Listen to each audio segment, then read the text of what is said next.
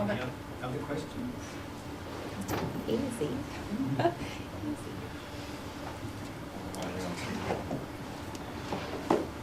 Yeah, I just wondered if when you first went into your schools, were you sort of teaching on your own from day one, or did you have somebody in the class with you or whatever? Just like your very first week of lessons, what was your experience from that? Okay, I can go with that one.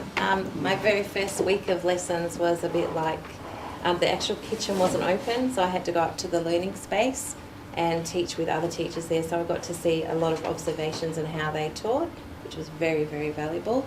And I came up with my own guides on what I was going to do and what I wasn't going to do. And then when the food technology opened, it was totally nervous. And no teachers with me. It was just go as best you can go. Yeah.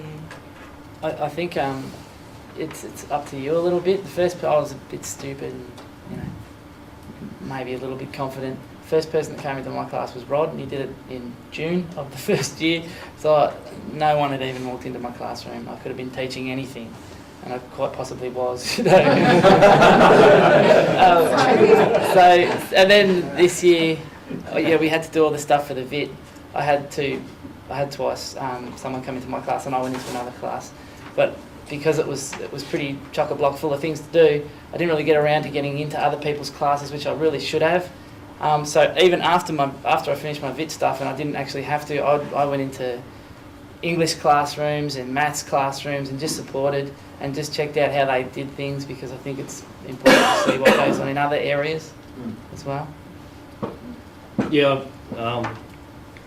I had my first week where I had someone shadow me, which was good, and that's where I pretty much learnt my mistakes, because they didn't